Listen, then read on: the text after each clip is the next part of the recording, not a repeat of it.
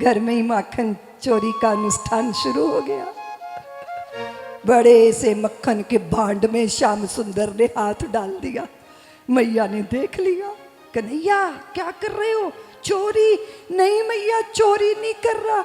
ये जो तुमने पद्मनाभ कंकन पहनाए हैं ना, ये जो तुमने विद्युम के कंकन पहनाए हैं ना, इससे मेरे हाथ पे बहुत ताप लगता है, इसलिए मैं ठंडे ठंडे मक्खन में हाथ डाल के अपना हाथ ठंडा कर रहा था। तो मैया बोली, दाढ़ी के हाथ ठंडा कर रहा था, ये मुख पे मक्खन कैसे लगा?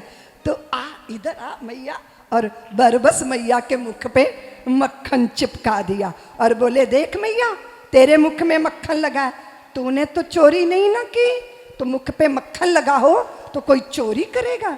अरे मेरे लाल, हमसे ना बनो, हम तुम्हारी मैया हैं, मैया। कन्हैया बोले, मैया तुम मेरी मैया तो हो, पर असली वाली नहीं हो। क्यों? मैं असली क्यों नहीं? दाढ़ी के ये असली नकली क्या होता है? माँ तो माँ होती है। तो मैया फिर तुम मेरे पे क्यों इल्जाम लगा रही हो कि मैं चोरी कर रहा था? मैं तो विद्युम के कंकन गलम कल्ला मेरे हाथ को ठंडा कर रहा था। बड़ी प्यारी मधुर लीलाएं भगवान ने माखन चोरी के लिए अद्भुत चौरी प्रसार मंडल तैयार कर लिया। मधुमंगल ने कहा, कन्हैया हम तो गोलोक से ना पहले ही आ गए थे ब्रजमंडल में, सोचा था मक्खन खाएंगे, दही खाएंगे, पर हमसे जरा टाइमिंग में गड़बड़ी हो गई, हम थोड़ा पहले आ गए, इसलिए बड़े बन गए आपसे। लेकिन अब आप हमारी आज्ञाओं का पालन करोगे, है ना? कान्हा, श्री दामा, मधुमंगल, जाने कितने कितने ग्वाल सखा, सबके साथ मिलकर भगवान सबके हृदय का रंजन करने के लिए क्या हुआ? ये क्या हुआ? आके उलाहना लेकर आती हैं गोपांगनाएं। देख मैया, तेरा कन्हैया आया था मेरे घर मक्खन चुराने, अब फिर क्या हुआ? मक्खन ही तो चुराया है, मेरे घर में क्या दही दूध मक्खन की कमी है? बात ये नहीं है मैया। तो फिर भैया तू ऐसा किया कर, अपने छीके पे टांगा कर अपना मक्खन, अंधेरे में रखा कर मटकी।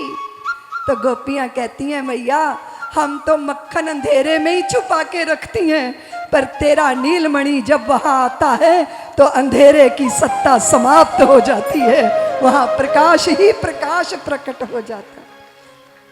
बहुत विचित्र बात हुई। एक गोपी ने तो मटकी पे रस्सी बांधी, दूसरी तरफ उस पे घंटी लटका दी कि आके छेड़छाड़ करेंगे ना तो घंटी बज जाएगी। कन्हैया चले अपने सखाओं के साथ, एक बड़ा भारी सा ग्वाल, उसको नीचे, उसके ऊपर दूसरा, फिर तीसरा, फिर चौथा, और फिर स्वयं चढ़ गए ऊपर, सबको मक्खन खिलाया।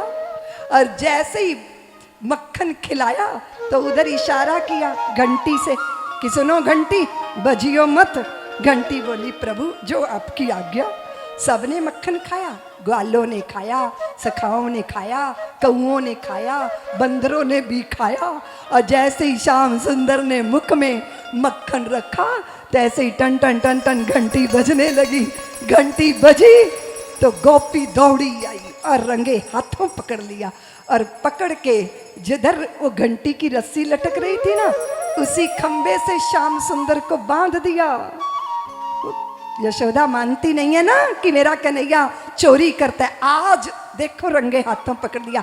अब प्रमाण सहित बात करूंगी, चलती हूं मैं यशोदा को बुलाने के लिए, और कन्हैया यहाँ खंबे से बंधे हैं। गोपी गई तो कान्हा बोले, क्यों घंटी, मैंने कहा था ना कि तुम बजियो मत।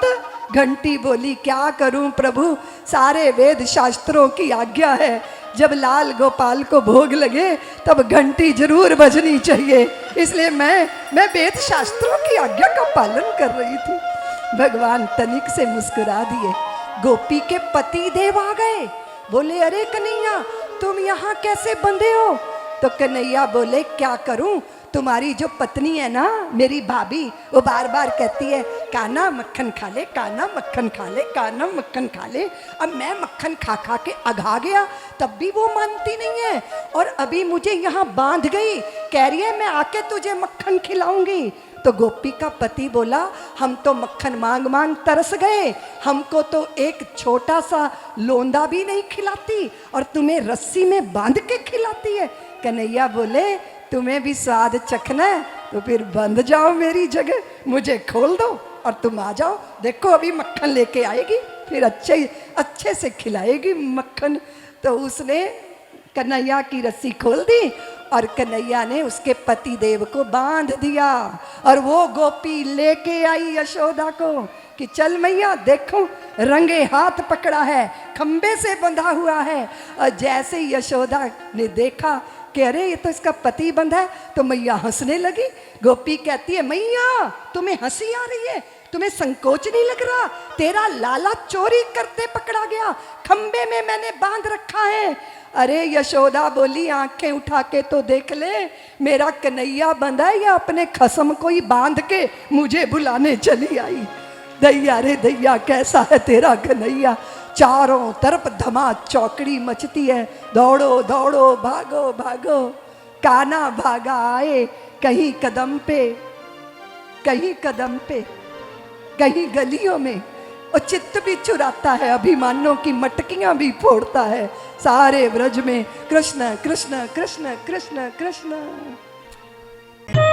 सब्सक्राइब करें साध्वी ऋतंभरा जी के YouTube चैनल को और हमारी वीडियोस को सबसे पहले देखने के लिए बेल आइकन को दबाना न भूलें।